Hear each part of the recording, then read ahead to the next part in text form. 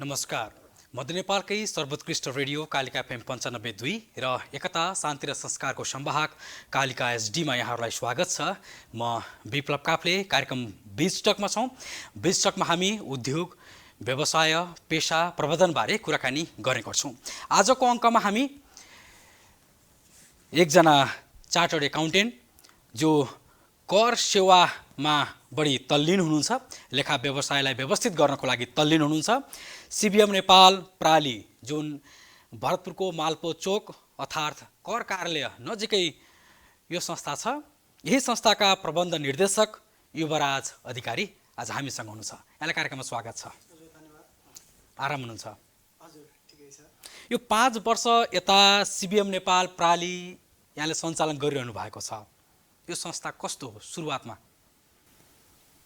CBM Nepal यानि कि हामीले चाहिँ कम्प्रिहेन्सिभ बिजनेस म्यानेजमेन्ट यो संस्था विगत 5 वर्षदेखि यसलाई चाहिँ हामीले सञ्चालनमा ल्याएका छौँ। यो संस्था चाहिँ विशेष गरेर हाम्रो चाहिँ ट्याक्स, अकाउन्ट्स रिलेटेड, फाइनान्स यो सम्बन्धी चाहिँ सम्पूर्ण किसिमका सेवाहरू चाहिँ हामीले प्रदान गर्ने उद्देश्यले यो संस्थालाई हामीले इन्कर्पोरेट गरेका हौँ। यहाँबाट चाहिँ अब हामीले विशेष गरेर हामी चार्टर्ड एकाउन्टेन्टको टिम, हाम्रो यहीसँग चाहिँ म्यानेजमेन्ट टिमले चाहिँ सम्पूर्ण किसिमको सेवाहरू सेवाग्राहीहरूलाई ट्याक्स रिलेटेड, अकाउन्ट्स र हरेक चाहिँ बिजनेस प्लान, प्रपोजल लगायतका चाहिँ सम्पूर्ण सेवाहरूको लागि चाहिँ हामीले यो विशेष गरेका हौँ। यसमा चाहिँ हामीले अब कम्पनी दर्ता, कम्पनीको परामर्श, कसैले नयाँ बिजनेस इस्टाब्लिस गर्न लाउनु भएको छैन उहाँहरूलाई चाहिँ दर्ता प्रक्रिया लगायत अहिलेका चाहिँ करेन्ट च्यालेन्जेसहरू के छ, कसरी चाहिँ दर्ता हुन्छ, अनि यसको चाहिँ लिगल प्रक्रियाहरू के हुन्छ, त्यसपछि हामीले गर्नुपर्ने कम्प्लायन्सहरू के हुन्छ, यो सम्पूर्ण चिजहरू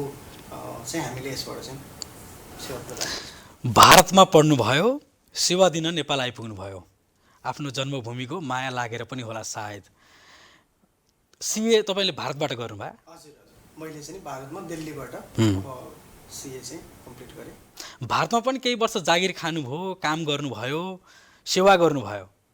हजुर, अब हामीले चाहिँ विशेष गरेर जुन सिए पढ्ने क्रममा हाम्रो जुन पढाइ हुन्छ त्यसमा नै हाम्रो आर्टिकलसिप भनेर भन्छ सिएमा चाहिँ विशेष गरेर इन्टर्नसिप जस्तो हामीले चाहिँ पहिलो 2टा लेभल पास गरिसकेपछि सिएमा 3टा लेभल हुन्छ, जसमा चाहिँ हाम्रो फाउन्डेसन र इन्टरमिडिएट लेभल हामीले पास गरिसकेपछि त्यसपछि हामी त्यहीँ चाहिँ प्र्याक्टिसिङ चार्टर्ड एकाउन्टेन्ट जो हुनुहुन्छ त्यहाँ उहाँहरूको अन्डरमा बसेर हामीले 3 वर्ष चाहिँ यस्तै चाहिँ आर्टिकलसिपमा हामीले कामहरू सिक्ने अवसर त्यहाँ पाउँछौँ। यो चाहिँ अब हाम्रो पढाइको एउटा पार्ट पनि मानिन्छ। 3 वर्ष चाहिँ हामीले काम गर्नै पर्ने हुन्छ।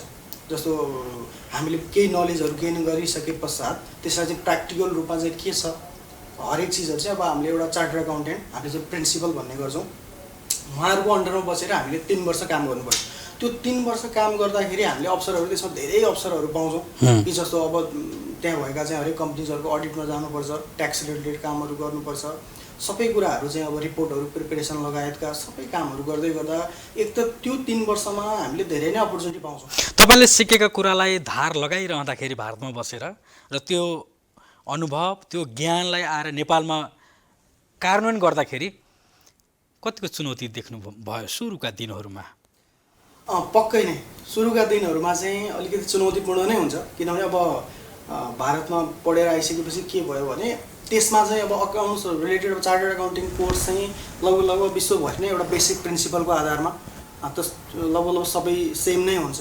तर एउटा चाहिँ जस्तो ट्याक्स र रिलेटेड कुराहरू र कम्पनीजको एक्ट अनुसारको कुराहरू, कम्पनी ऐनहरू चाहिँ हरेक अब आफ्नो आफ्नो देश राष्ट्र अनुसार चाहिँ फरक पर्ने हुन्छ।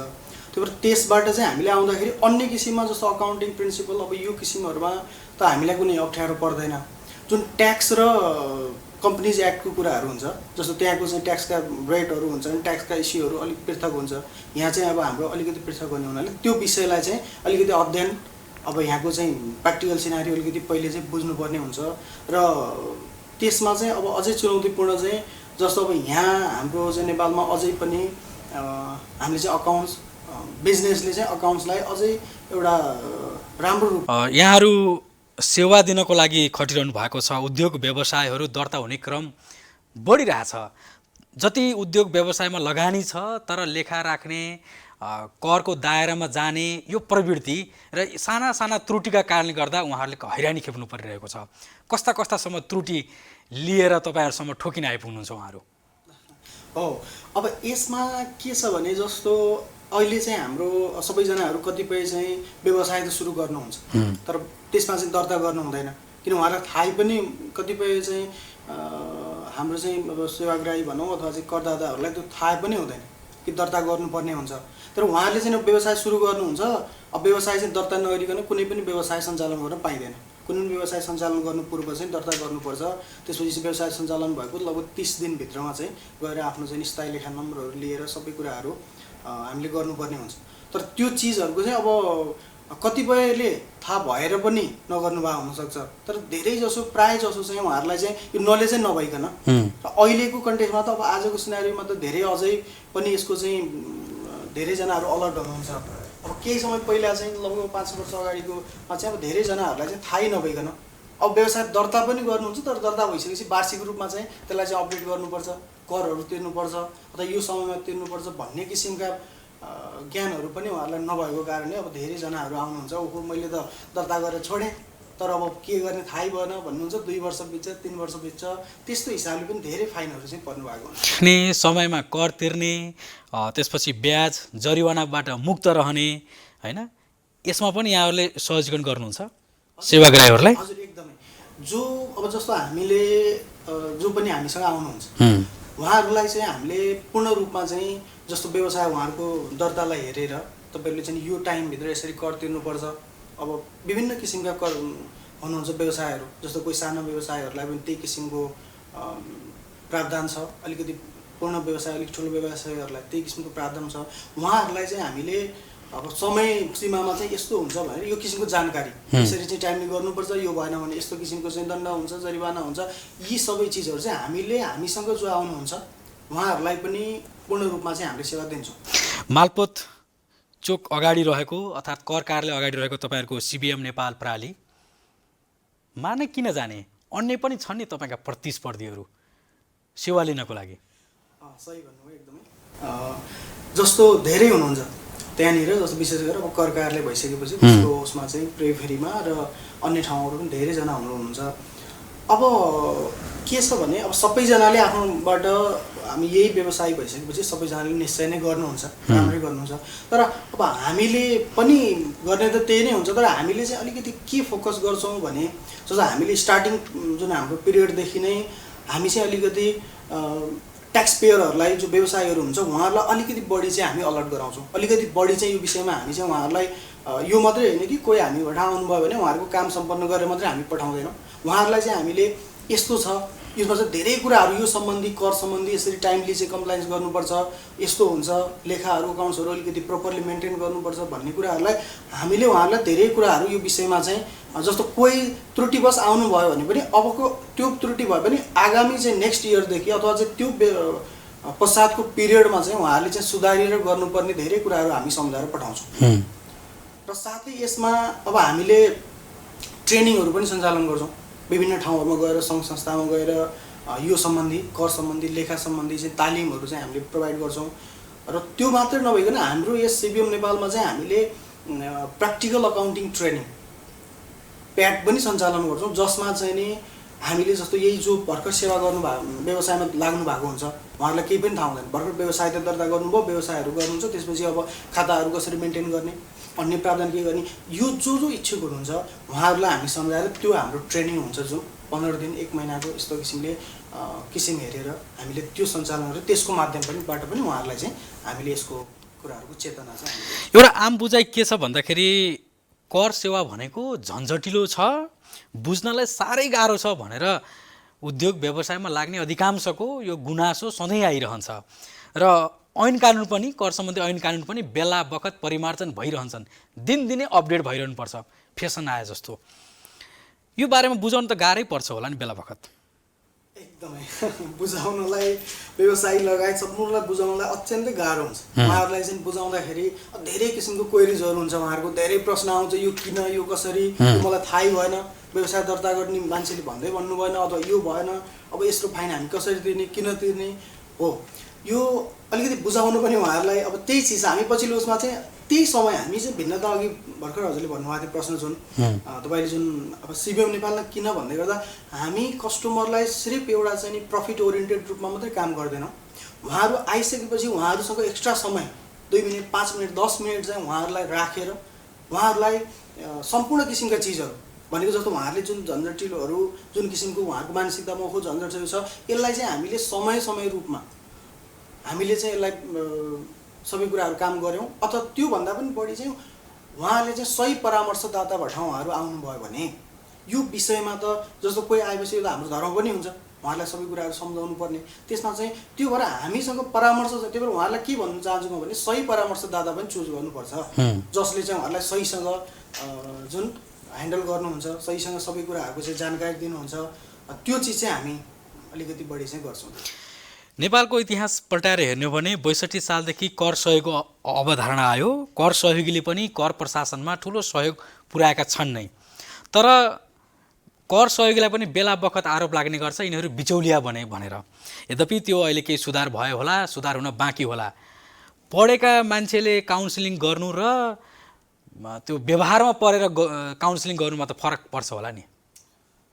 हो एकदमै निश्चय नै। यो के छ भने जस्तो अहिले जुन बिचौलिया भन्ने कुराहरू छ हो यो कुराहरू चाहिँ अहिले जस्तो यो बिचमा पनि अब कसैले राम्रोसँग परामर्श दिने साथीहरू पनि हुन्छ। अब कोही साथीहरूले चाहिँ अब होला आफ्नो हिसाबले सबैले राम्रो नै गर्नुभएको छ, तर अब बिचौलिया चाहिँ के छ भने जस्तो हरेक ठाउँमा चाहिँ जस्तो सरकारी कामकाज अलिकति त्यो पेपर वर्क मिलाउनु पर्ने हुनाले बिचमा त जस्तो किसिमको एउटा सर्भिस भनौँ दिने बिचमा चाहिँ अलिकति त्यसलाई चाहिँ सहजता ल्याउनु पर्ने त सबै ठाउँमा आवश्यकता हुन्छ नि।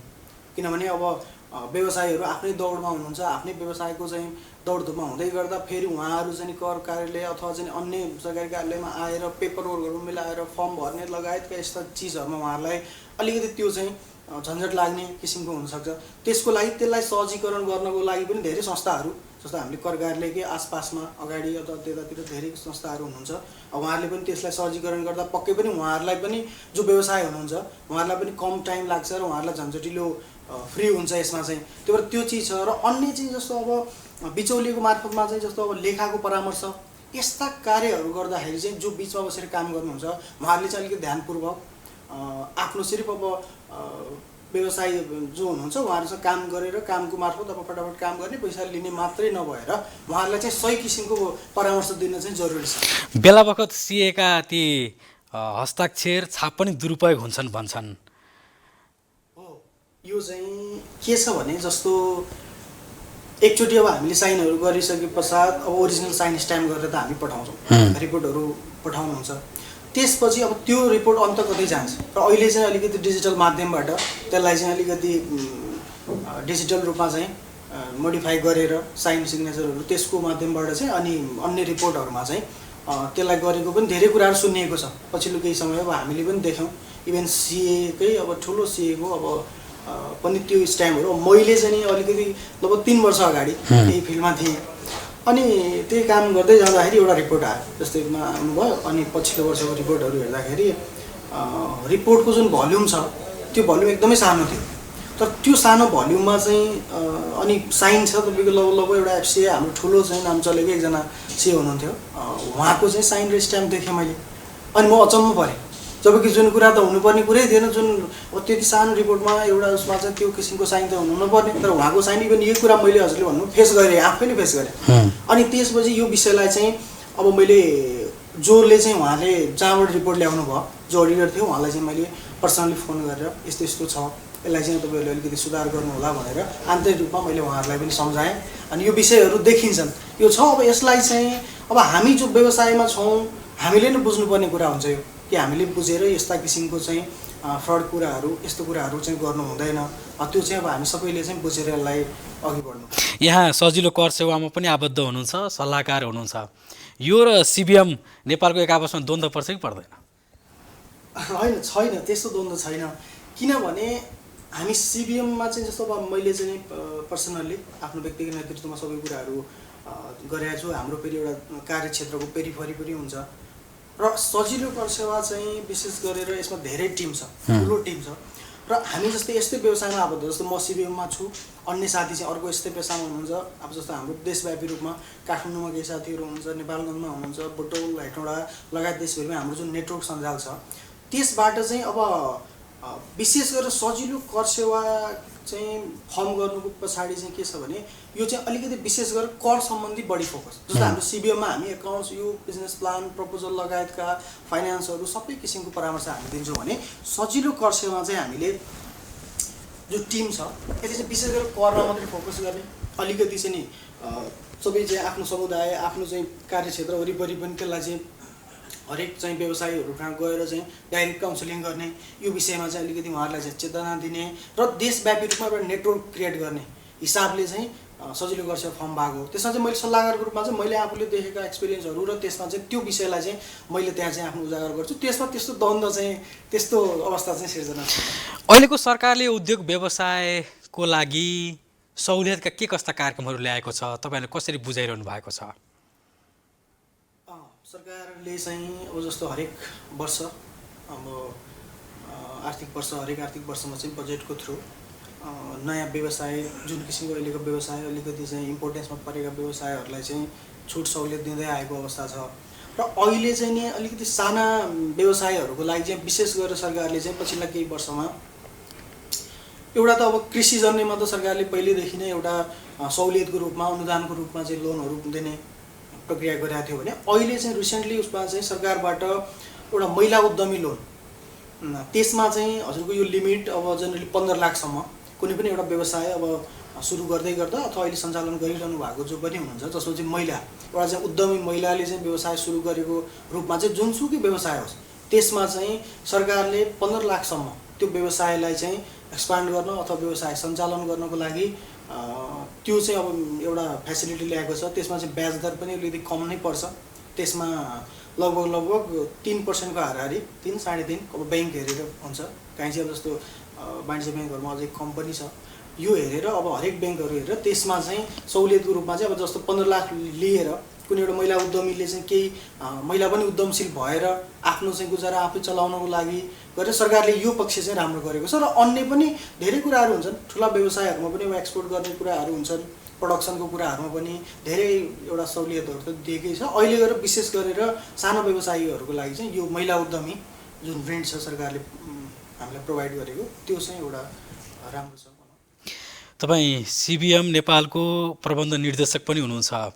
कर भनेको स्वेच्छाले तिर्ने हो, आफ्नो दायित्व हो भन्ने यो मान्यता हो, तर करलाई धेरैले कर गरेको, यो बाध्यता बनाएको, जबरजस्ती गरेको भन्ने बुझाइ पनि छ। करको दायरामा कुन बेलामा आयो भने सहज र सहुलियत पाइन सकिन्छ र कति समय ढिलो गऱ्यो भने दण्ड जरिवानाको भागीदार बन्नुपर्छ? कर जसरी के छ भने कर लगभग व्यवसायमा आबद्ध, पेसामा, रोजगारीमा आबद्ध शुद्धहरूले डाइरेक्टली कर तिर्नुहुन्छ। अब केही पेसा व्यवसाय नगरेर बस्नु भएकोले पनि इन्डाइरेक्ट रूपमा त कर त तिरिरहेकै हुन्छ। जस्तो हामीले लगाउने कपडा छ, यसमा पनि केही कर चाहिँ लागेर आएको हुन्छ।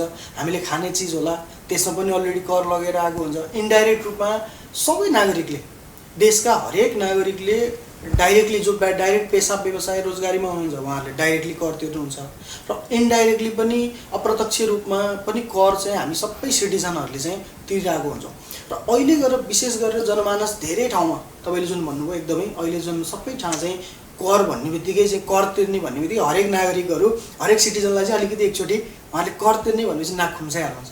किन तिर्ने कर, सरकारलाई कर किन तिर्ने भन्ने कुराहरू। र विशेष गरेर त्यो किसिमको चिज आउनुको पछाडि पनि अब देशमा अलिकति राजनीतिक अस्थिरता छ। सरकारले चाहिँ नि देशमा चाहिँ हाम्रो नागरिकलाई चाहिँ सिटिजनलाई एउटा दिनुपर्ने किसिमको, सिटिजनले चाहिँ एज अ गुड सिटिजन, जो ट्याक्सपेयर सिटिजन छ उसले चाहिँ नि एउटा देशको विकासलाई हेर्न चाहिँ पाइरहेको अवस्था छैन।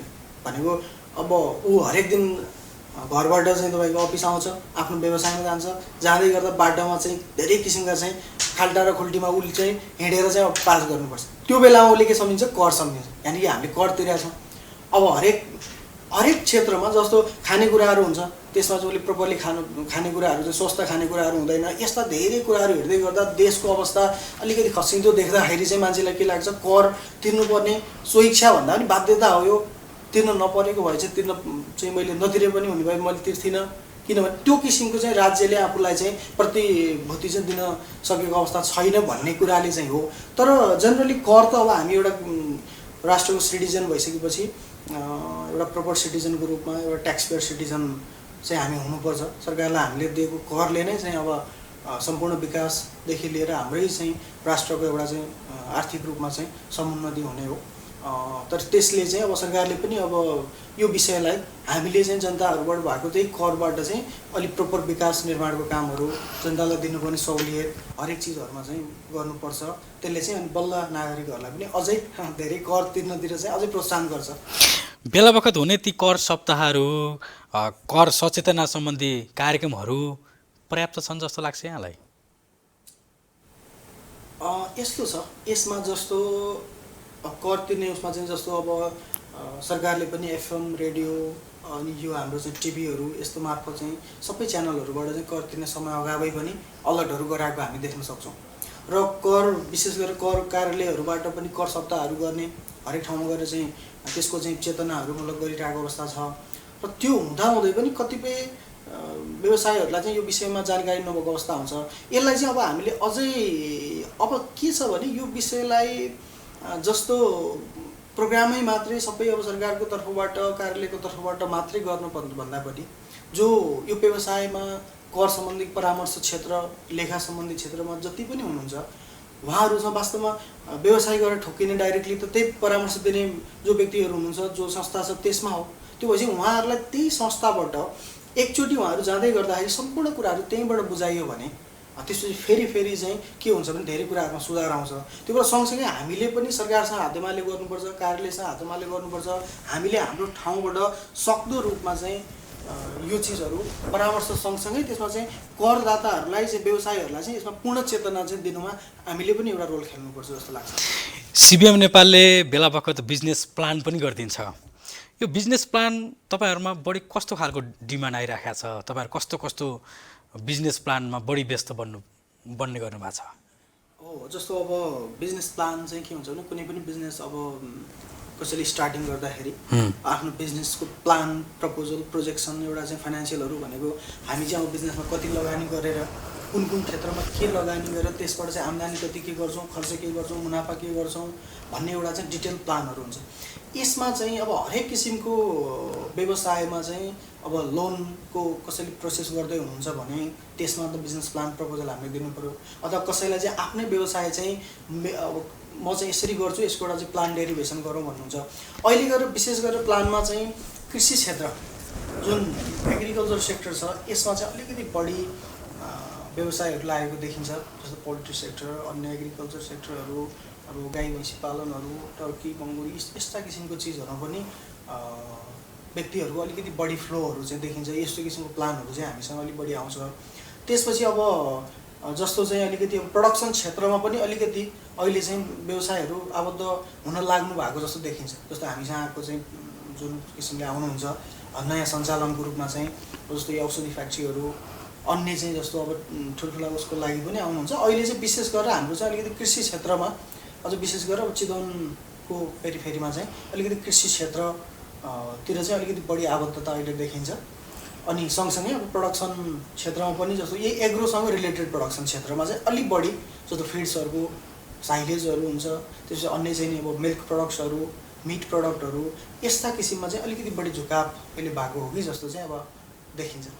तपाईँ आफू सिए बनिरहँदाखेरि सिए पढ्दै गरेका, पढ्ने इच्छा भएका ती व्यक्तिहरूलाई तपाईँको सुझाव के छ? सम्भावना र चुनौती के छ?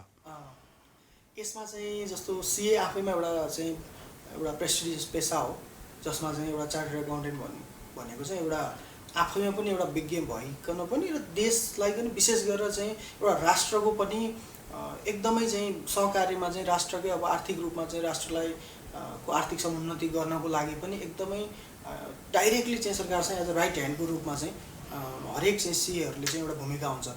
जसमा चाहिँ जस्तो सिएहरूकै जुन किसिमको चाहिँ अडिटिङको पार्टमा, अकाउन्ट्सको पार्टमा चाहिँ कहाँनिर के भइरहेको अवस्था छ, कमजोरी के छ, अनि सबैजनालाई चेतना जगाउने कुरा, आफूले हेरेका चाहिँ आर्थिक कारोबारहरूलाई चाहिँ प्रोपरली रूपमा चाहिँ ट्याक्सको फ्रेमवर्कमा कोही आउनु भएको छ कि छैन, यी विषयहरूलाई चाहिँ वा सिएको चाहिँ एकदमै ठुलो हात हुन्छ।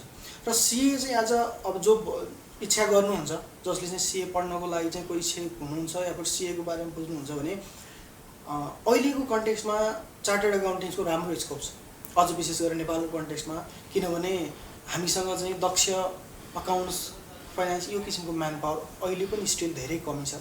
त्यसमा चाहिँ अलिकति च्यालेन्जिङ छ पक्कै पनि। सिए भन्ने बित्तिकै हो गाह्रो छ ऊ छ भन्ने विषय त यतिकै पनि सबैलाई लाग्छ, र अलिकति मेहनत परिश्रम चाहिँ अलिकति सायद सबै ठाउँमा गर्नुपर्ने नै हुन्छ, तर अन्यभन्दा अलिकति अब एक्स्ट्रा चाहिँ मेहनतहरू परिश्रम चाहिँ यो पढाइमा चाहिँ अलिकति गर्नै पर्ने हुन्छ। र यो चार्टर्ड एकाउन्टिङ चाहिँ अब राम्रो छ, जसले चाहिँ मेहनत गर्छु भनेर जो आउनुहुन्छ, त्यो चाहिँ मेहनत गर्छु पढाइको लागि भनेर आउनुहुनेहरूलाई चाहिँ यो राम्रो छ एकदम। तर त्यसमा चाहिँ अब गाह्रो छ यो सकिँदैन भन्ने कुरा चाहिँ हुँदैन। मेहनतको रूपमा गरेर चाहिँ हार्डवर्किङको रूपमा चाहिँ उहाँहरूले गर्नुहुन्छ भने पक्कै पनि यो राम्रो छ। चार्टर्ड एकाउन्टिङ त अब यसै पनि राम्रो छ यसलाई चाहिँ। अन्तिममा यो सिबिएम नेपालबाट सेवा लिनको लागि तपाईँहरूसँग जानेहरू दोहोऱ्याएर कतिको पटक जानुहुन्छ र नयाँ कतिको आउने गर्नुहुन्छ अन्तिममा? एकदम जति पनि जस्तो पछिल्लो 5 वर्षको अन्तरालमा जो हामीसँग आउनुहुन्छ उहाँहरू चाहिँ स्टार्टिङमा चाहिँ धेरै समस्याहरू लिएर आउनुहुन्छ। त्यहाँ चाहिँ हामीले उहाँहरूलाई चाहिँ सबै कुराहरू राम्रोसँग चाहिँ परामर्श दिइसकेपछि उहाँहरूलाई चाहिँ अलिकति समय दिएर उहाँलाई हरेक कुराहरूलाई चाहिँ त्यो गरिसकेपछि अब यस्तो हुन्छ, आउनु भएको जति सबैजना त आउनुहुन्छ भन्ने हुँदैन। त्यसमा अब हरेकजना जस्तो हरेक वर्ष नयाँ पनि आउनुहुन्छ, आइरहेको पनि आउनु हुँदैन। तर जनरली हामीसँग एकचोटि चाहिँ एट्याच भइसक्नु भएको चाहिँ क्लाइन्टहरू, कस्टमरहरू चाहिँ प्रायः हामीसँग चाहिँ रिपिटेडली आउनु भएकै चाहिँ छ अहिलेसम्म चाहिँ। समय र संवादको लागि आभारी छौँ। धन्यवाद यहाँलाई पनि। यो आज यस कालिका टिभीमा यसरी आफ्नो चाहिँ केही कुराहरू बिजनेस टकमा चाहिँ बोल्ने अवसर दिनुभयो, यसको लागि पनि कालिका टिभी सबै परिवारसहित हाम्रो विप्लवजी हजुरलाई पनि धेरै धेरै चाहिँ धन्यवाद दिन चाहन्छु।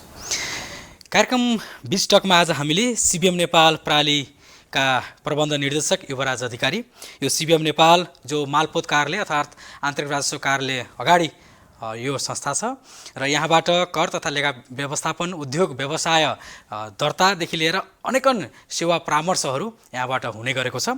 तपाईँहरू पनि तपाईँहरूलाई आवश्यक छ र बुझ्न चाहनुहुन्छ भने एकपटक सिबिएम नेपाल पनि यहाँहरू अवश्य पुग्नु हुनेछ। र आजको यो बिच टक कार्यक्रमबाट म विप्लव काफले पनि बिदा हुन्छु।